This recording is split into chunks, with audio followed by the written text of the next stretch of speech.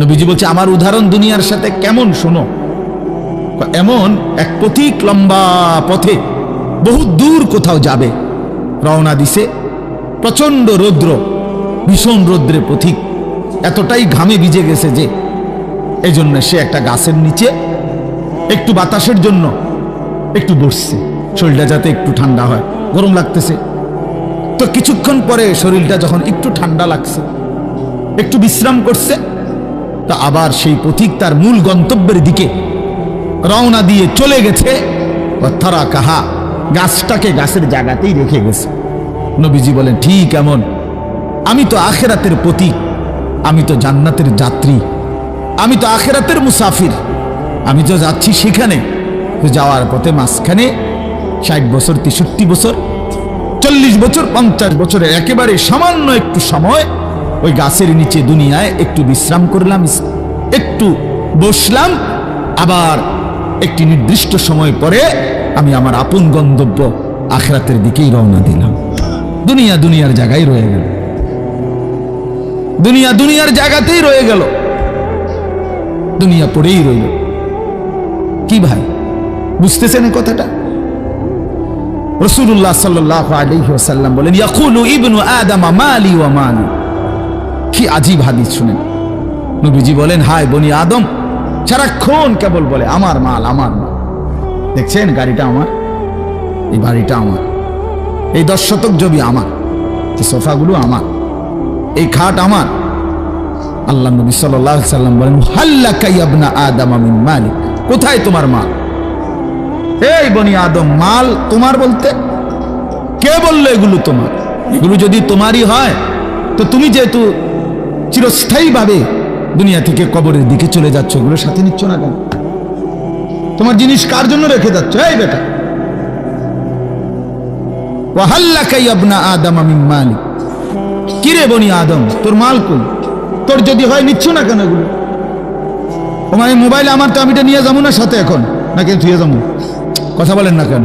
তো তুমি তো দুনিয়া থেকে চলে যাচ্ছ, তো নিচ্ছ না কেন এগুলো? তোমার 10 শতক জায়গা নিবা না? সোফা এগুলো কই রাখা যাচ্ছ? এগুলো নিয়ে যাও, বিল্ডিং নিয়ে যাও। তাইলে দেখে বুঝেই নাও বান্দা, উম্মত তোমার হলো কোত্থেকে?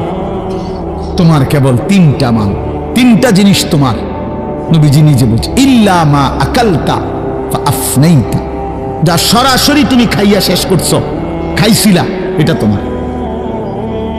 আউ লাবিস্তা ফা আবলাইতা, যেটা সরাসরি তুমি গায়ে দিছিলা, পড়ছিলা, পোশাক তোমার গায়ে, পড়তে পড়তে এরি ফুরান হইছে, সিরিয়ালাইছো, এগুলো তোমার।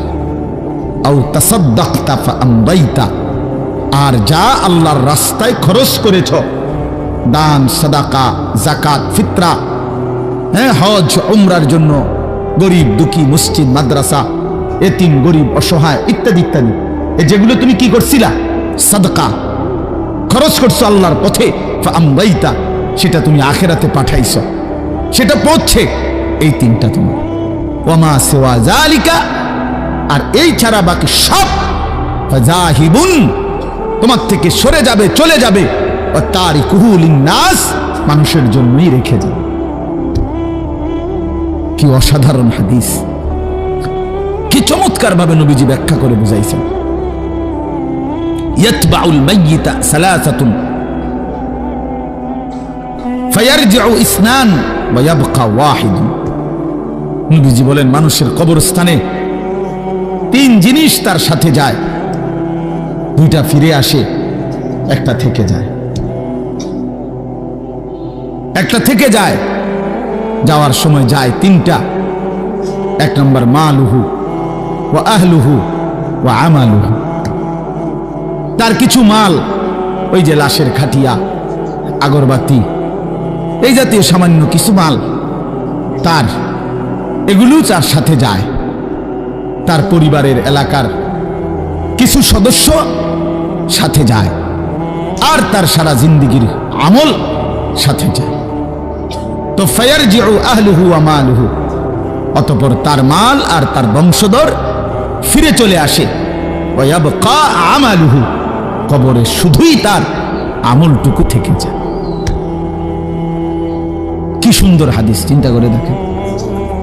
রাসূলুল্লাহ সাল্লাল্লাহু আলাইহি সাল্লাম বলেন, নবীজি বলেন, লাউ আন্না লি ইবনি আদামা ওয়াদিয়াম মিন যাহাবিন।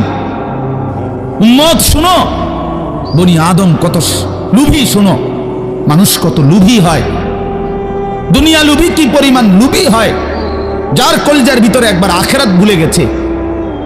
বিশ্বাস করেন ভাইয়া, ছেলেরা তোমরাও বোঝো ভাইয়া, দুনিয়া যার কলজার ঢুকছে, নারীর লোভ, সম্পদের লোভ, অর্থের লোভ, নেতাগিরির লোভ, তো আল্লাহ রাসূল সাল্লাল্লাহু আলাইহি সাল্লাম বলেন, এই দুনিয়া লোভীকে, বনি আদমকে যদি একটা পাহাড় পরিমাণ স্বর্ণ দেওয়া হয়, লা আহাব্বা আন ইয়াকুনা লাহু ওয়াদিয়ান, সে মনে মনে চাইবে যদি তাকে দুইটা পাহাড় স্বর্ণ দেওয়া হতো।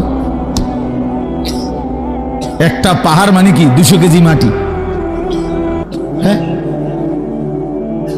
কথা বুঝছেন? একটা পাহাড়ের মধ্যে 200 কেজি মাটি, তো টনে টনে মাটি, টনে টনে, মিলিয়নে মিলিয়নে মাটি। মদিনার উহুদ পাহাড় 8.5 কিলোমিটার লম্বা, এত বড় পাহাড়, এত দূরত্ব, এত উঁচা, যে মসজিদে নববীর এখান থেকে, বারান্দা থেকে, সেখান থেকে দাঁড়াইলেই কি দেখা যায়? উহুদ পাহাড় দেখা যায়, প্রায় 4 কিলো 4.5 কিলো দূরে, কিন্তু এখান থেকে স্পষ্ট পাহাড় দেখা যায়, এতটা উঁচা, এত উঁচু, এত লম্বা পাহাড় স্বর্ণ বানিয়ে দিলে আল্লাহ নবী সাল্লাল্লাহু আলাইহি ওয়াসাল্লাম বলেন সে আরো একটা চাইবে। এরপরে নবী বলেন, শুনো বনি আদম, লান ইয়ামলাআ ফাহু ইল্লা তুরাব, হায় বনি আদমের মুখ ভরবে না কবরের ওই মাটি মুখে মারা পর্যন্ত। লান ইয়ামলাআ ফাহু ইল্লা তুরাব, তার মুখ ভরবে না কবরের মাটি ঢোকা পর্যন্ত। আরে শুনেন আশ্চর্য কথা, ছেলেরা বোঝো, শোনো মিয়া, বাবারাও শোনেন। আশ্চর্য কথা হলো, এই যে হাদিস, এটা আমি বললাম না যে বনি আদমকে যদি একটি পাহাড় স্বর্ণ দেওয়া হয়, সে আরেকটি পাহাড় চাইবে এবং তার মুখ ভরবে না, কি ছাড়া? বলেন না, কি ছাড়া? এটা তো কি হাদিস, এটা কি? কিন্তু হযরত উবাই ইবনে কাব রাদিয়াল্লাহু তাআলা আনহু, একজন বড় সাহাবীর নাম, সাহাবীদের মধ্যে সবচেয়ে সুন্দর কোরআন শরীফ যিনি পড়তে পারতেন, সাইয়্যিদুল কুররা, কারীদের সর্দার ছিলেন উনি, সাহাবীদের মধ্যে সবচেয়ে সুন্দর কোরআন পড়তেন উনি। কোরআনুল কারীম এত সুন্দর পড়তেন যে আল্লাহ তাআলা সরাসরি নবীজির কাছে জিবরাইল পাঠাইয়া আদেশ করছে, বন্ধু আপনি উবাই এর জবান দিয়া কোরআন শরীফ শুনেন, শুনেন, ওই পড়লে আমার আরশ কাইপা ওঠে, শুনেন শুনেন, আপনি শুনুন। আল্লাহ নবী সাল্লাল্লাহু আলাইহি ওয়াসাল্লাম এই সাহাবীকে ডাক দিয়া বলছে, উবাই ইকরা আলাইয়াল কোরআন, কোরআন শরীফ পড়ো, শোনাও। তিনি বলেন, আমি শোনাবো আপনাকে? আমরাই তো শুনি আপনার থেকে, আপনার সামনে আমি কোরআন পড়বো, এই সাহস তো আমার নাই ইয়া রাসূলুল্লাহ। আল্লাহ নবী সাল্লাল্লাহু আলাইহি ওয়াসাল্লাম বললেন, আল্লাহ তাআলা তোমার নাম বলে আমাকে আদেশ করেছেন তোমার জবানে কোরআন শুনতে। উনি 3 বার জিগাইছে কথাইটা, এরপরে আসাম্মানি আল্লাহ, ইয়া রাসূলুল্লাহ, আল্লাহ আমার নাম নিছে? বলে তোমার নাম? আমার নাম? হ্যাঁ তোমার নাম। আমার নাম? বলছে হ্যাঁ তোমার নাম। ফাবাকা, তিনি প্রচন্ড ভাবে কাঁদতে শুরু করছে আর বলছে, হায় নবী, এক গোলামের এর চাইতে বড় সৌভাগ্য আর কি হইতে পারে যে তার মুনিব তার নাম নিয়েছে, তার মালিক তার নাম নিছে, এর চাইতে বড় ভাগ্য আমার জীবনে আর কি হতে পারে যে আমার আল্লাহ আমার নাম নিছে। যাই হোক, আমার বলার উদ্দেশ্য হলো, এই সাহাবী উবাই ইবনে কাব বলেন, এই যে হাদিস, এটা নবীজি আমাদেরকে এত বেশি বার বলছে, বারবার বারবার বলতেন, আমরা প্রথমত কুন্না নারা, এটার সরাসরি তাফসীরে আছে, কুন্না নারা হাদা মিনাল কোরআন, আমরা এটাকেই মনে করতাম যে এটা কোরআনের আয়াত। এত বেশিবার নবী এটা আমাদের সামনে পড়ছে, অর্থাৎ সাহাবীদেরকে দুনিয়া থেকে দুনিয়ার লোভ থেকে ফিরাইবার জন্য, আখিরাতমুখী করার জন্য, পরকালমুখী বুঝাবার জন্য এত বেশিবার বলছে এটা। উনি বলেন আমরা প্রথমত এটা ভাবতাম এটা কোরআন শরীফের আয়াত, হাত্তা নাজালাত আলহাকুমুত তাকাসুর হাত্তা যুরতুমুল মাকাবির। এরপরে যখন আলহাকুমুত তাকাসুর এই সূরাটা নাজিল হইছে, এই এই আমি এখন যেই সূরাটা পড়ছি তার পরের সূরা, এটা যখন নাজিল হইল তখন আমরা বুঝলাম যে না, এইটা হইল কোরআন, আর এতদিন যেটা মনে করছি এটা রাসূলের হাদিস। আল্লাহর নবী সাল্লাল্লাহু আলাইহি ওয়াসাল্লাম এভাবে উম্মতকে দুনিয়া থেকে সরাইতে চাইছে, দুনিয়ার লোভ থেকে। আজ আমরা জিন্দেগির মাকসাদ বানায় নিছি। জওয়ান বলেন, বুড়ো বলেন, আমি বলেন, আপনি বলেন, আমাদের জীবন শুধু দুনিয়া, অথচ আখিরাত, হাসরের ময়দান, কিয়ামত, পরকাল আমাদের দরজায় কড়া নাড়তেছে। প্রতিনিয়ত আমাদের সামনে যে মানুষগুলো মৃত্যুবরণ করতেছে, এরা যেন আমাদেরকে হাত নেড়ে নেড়ে কড়া নাইরা নাইরা যেন বলতেছে আখিরাতের দিকে যাচ্ছি, তুমিও আইসো। ঠিক না? এই জন্য কবর জিয়ারতের দোয়া আছে সালামের সাথে। ওমর ফারুক ভাই নিরা হারে বেটা, বেচারা আমার তো বড় বক্তা, ওরা নিচে বলছে হায় হায়। তো কবর জিয়ারতের দোয়ার মধ্যে, সালামের মধ্যে এটা অংশ আছে, আনতুম লানা সালাফুন ওয়া নাহনু লাকুম তাবাউন। হে কবরবাসী, আপনি তো আমার আগে চলে গেলেন, অচিরেই আমি আপনার পিছনে পিছনে আসতেছি। ওয়া নাহনু লাকুম তাবাউন, আমরা আপনার পিছনে পিছনে আসতেছি। আপনাকে সালাম, আপনাকে সালাম।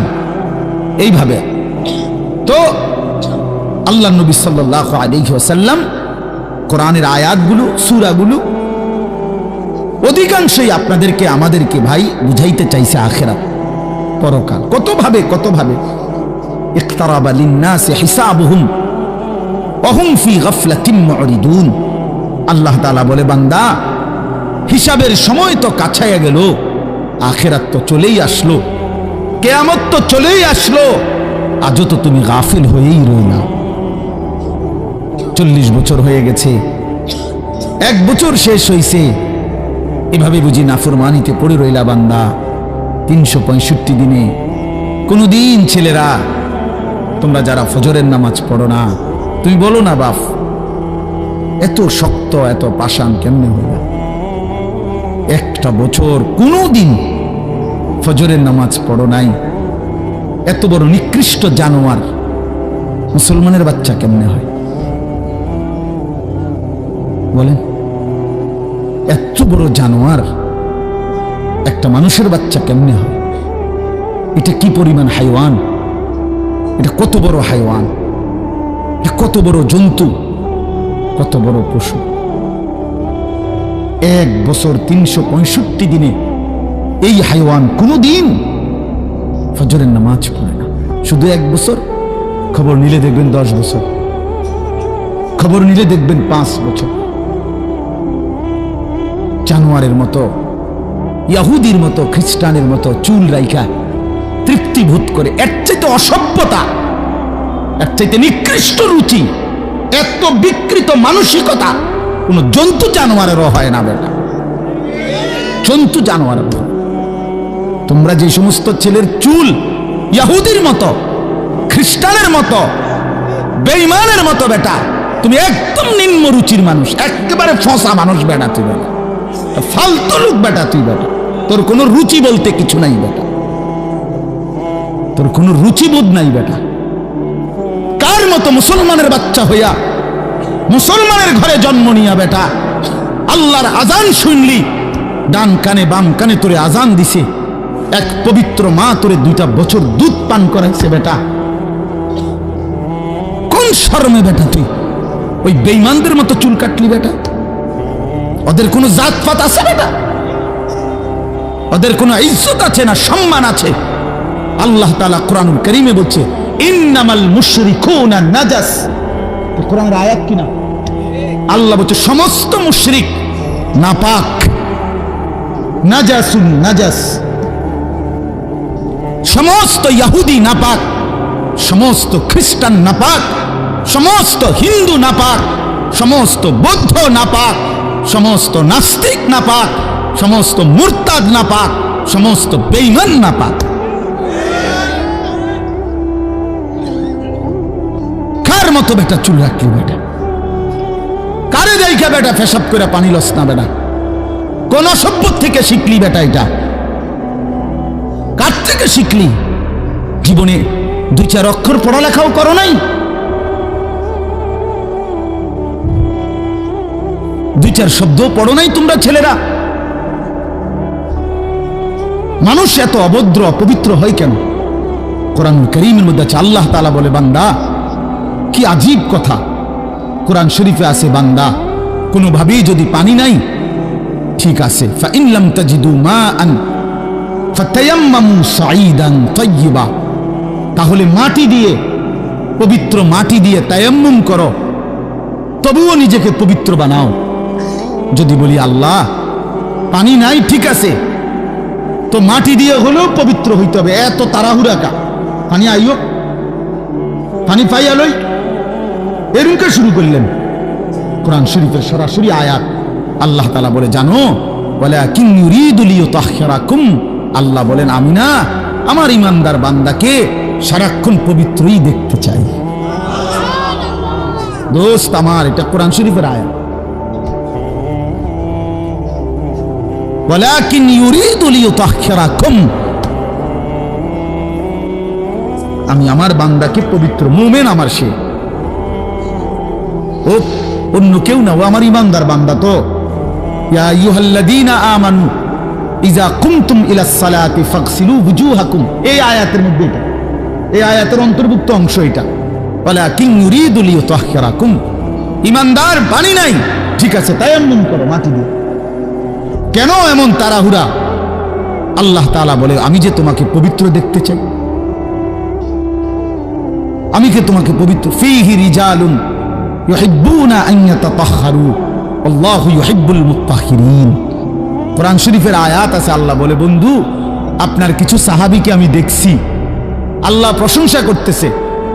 মদিনার কুবা একটা এলাকা, যেখানে নবীজি মদিনার মক্কা থেকে হিজরত করে এসে প্রথম ঢুকছিলেন। এই হিজরত করে আইসা প্রথম যেখানে ঢুকছেন, এই জায়গাটার নাম হলো কুবা নগরী। কুবা, কি নাম? এই কুবা। এই এলাকার যারা সাহাবী ছিল, উনাদের একটা অভ্যাস ছিল, উনারা ওই সময় পানির তীব্র সংকট ছিল, পানি কম ছিল আর কি। তো তীব্র পানির সংকট থাকার পরেও উনারা খাবারের পানি, রান্নার পানি, মানে ভাত তরকারি রান্নার যে পানি আর খাবারের পানি কম খাইতো, কম ব্যবহার করত। এখান থেকে পানি বাঁচাইয়া পেশাব পায়খানার পবিত্রতার জন্য যে পানি দরকার, ওইখানে তারা পর্যাপ্ত পরিমাণ পানি ব্যবহার করত, যেন পবিত্রতার মধ্যে কোনো কমতি না হয়। আল্লাহর কসম, এই কথাইটা, তাদের এই আখলাক আচরণটা আল্লাহ এত পছন্দ করছে, কোরআন শরীফের আয়াত নাজিল করে ডাইরেক্ট তাদের প্রশংসায়।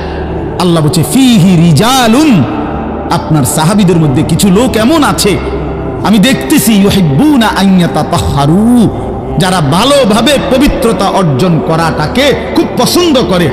আল্লাহু ইউহিব্বুল মুত্তাহহিরিন, নবী শুনায়ে দেন, এমন পবিত্রতা অর্জনকারীদেরকে আমি আল্লাহও ভীষণ ভালোবাসি।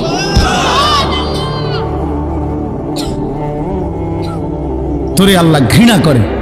যুবক, তোদের যাদের প্যান্টে পেশাব, তোরা যারা টয়লেট পেপার ব্যবহার করো না, তুই নিকৃষ্ট রুচির মানুষ বেটা, ফালতু বেটা, ফালতু বেটা। চুল কেবল চুলের পিছনের দিকে ফিরাস বেটা, হাইতে মানে একটা কেমন লাগে, সামান্য সামান্য সহপাঠী বা সামান্য সেরকম দাঁড়, সেরকম লাগতেছে তোরে দোস্ত, জিঙ্গাইলে না বলে সেরকমটা কেডা? সেরকম ঠিক আছে লাগতেছে, আমিও কই, কিন্তু সে কে যার মতো লাগতে আছে? হেতে কেডা যে যার মতো? সেরকম তো বুঝছি, সেরকমটাকে? সেরকম কি গাঁজাখোর, না ফুট্টাখোর, না বাবাখোর, না ডাইলখোর, না হারামখোর, না মদখোর, না ইয়াবাখোর? কার মতো লাগতেছে তারে জিঙ্গা? তুই যে আমারে কইলি সেরকম লাগতে আছে, হেতে কেডা যার মতো লাগতে আছে আমারে? কথা বলেন। হ্যাঁ, তো জিঙ্গাইলে কবে দোস্ত পুট্টা খোরের মতো লাগে,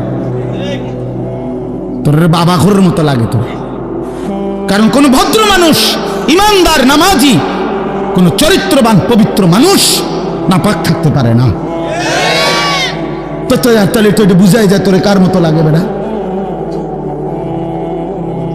হ্যাঁ, নাই তো হে বলুক যে দোস্ত তোর চুল দেখে মনে হয় বুড়া বাইজিদ বুঝতাম, তোর একদম জোনায়েদ বাগদাদির মতো লাগতে আছে, এমন নি, তাহলে তোর চোর ডাকাইতের মতোই তো লাগে।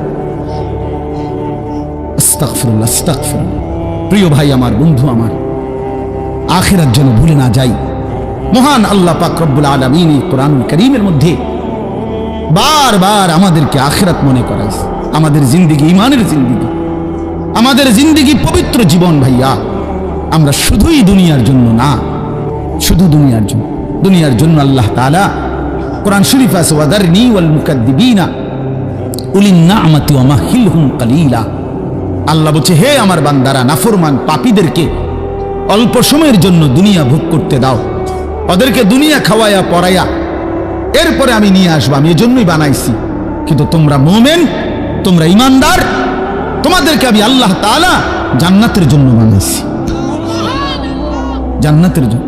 উইদ্দাত লিল মুত্তাকিন, মুমিনদের জন্যই জান্নাত, মুত্তাকিদের জন্যই জান্নাত।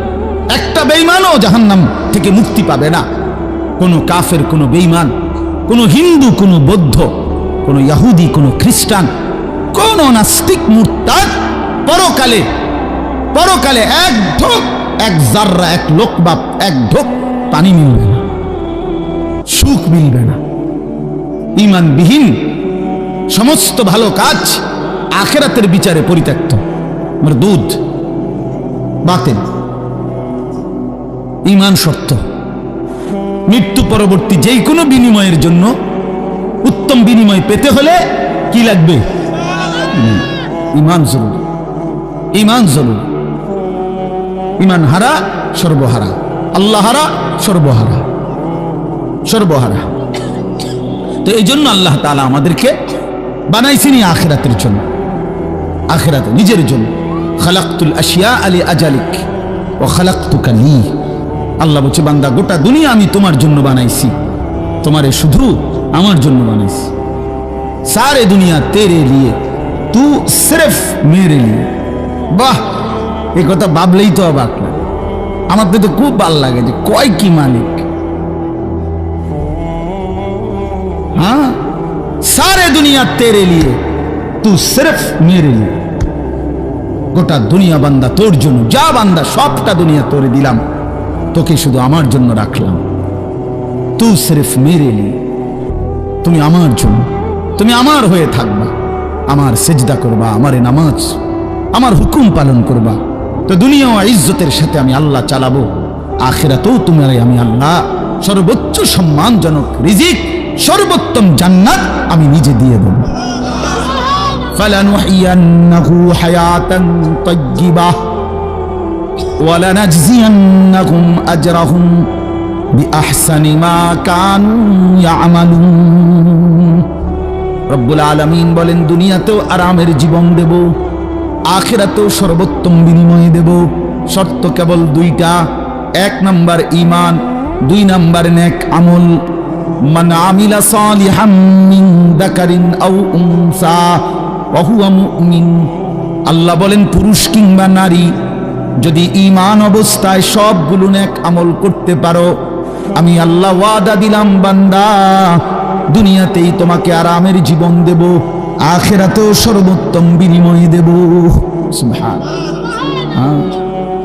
চলেন, আমার কথা শেষ। আমার বাপ, আমি তর্জমা শুনাই, তাইলেই কথা শেষ। হাফেজ আমিন ভাই অনেক মহব্বত করছে, এই মাদ্রাসার মাহফিলে আসার সুযোগ হয়েছে, এতটুকুই। আরো উলামায়ে কেরাম, আমাদের আল্লামা মুফতি আমজাদ হোসাইন সাহেব হযরত অনেক অসুস্থ, উনি আজকে অনেক দিন ধরে ডেঙ্গুতে আক্রান্ত। আজকেও আসরের পরে কথা বলছি, খুব আস্তে আস্তে কথা বলে, খুব ক্লান্ত, দুর্বল। তারপরও আমারে বলছে যে আমিন ভাইয়ের মাহফিল আমি একটু লেগে হলো আসি।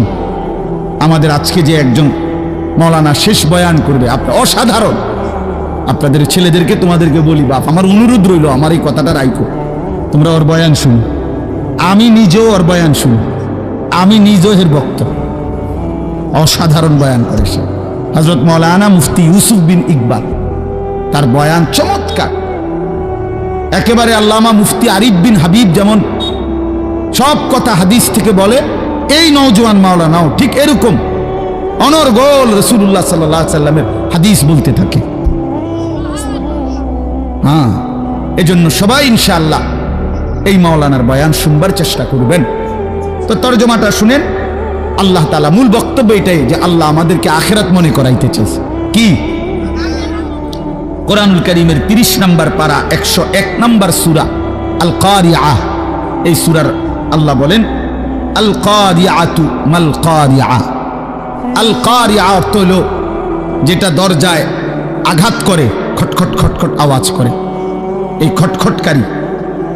আল্লাহ বলেন মাল কারিআ, বলো তো খটখটকারী বলতে কি? ওমা আদরাকা মাল কারিআ। আবারও বলছি নবী আপনাকে জানতে চাচ্ছি, জানেন এই আঘাতকারী খটখটকারী কি? আল্লাহ বলেন সেটা হলো আখিরাত, কিয়ামত, যেটা আপনার কাছে প্রতিদিন আমাদের কাছে খটখট করে আমাদের দরজায় যেন ঘন্টা বাজাইয়া বলে যাচ্ছে যে কিয়ামত তো চলেই আসলো। আখিরাতের প্রস্তুতি কি হলো বলো? ওই মানুষ তো মরে গেল দেখলা, তুমিও তো মরে যাবা, তোমার প্রস্তুতি কি বলো? এক লোকের জানাজা যাচ্ছিল, লাশ, তো এক বুজুর্গ আল্লাহওয়ালা ওই সামনে দাঁড়ানো, তো ওনার পাশের এক লোক বলতেছে কার জানি কবর, কার জানি মৌত হইল, আরে কার জানি কার জানি। তখন তিনি বললেন হয় তোমার মরণ হইল নয়তো আমার মরণ হইল। মানে এইটা ভাবো যে হয় তোমার মরণ হইছে নইলে কার মরণ হইছে? আমার মরণ হইছে। আর ভাবো সে তো মৃত্যুবরণ করছে, তিনটা অবস্থা তার শেষ। একটা হলো আজরাইলকে দেখা, এটা তার শেষ। এরপরে জান কবজের যন্ত্রণা, এটা তার শেষ। আর জান কবজের পরে তার মৃত্যুটা বিভৎস। অনেকের মৃত্যু হইতে পারত, তার শরীর ছিঁড়া ফেলছে, তার শরীর নিশ্চিহ্ন হয়ে গেছে, এরকম আপনার মৃত্যু হইতে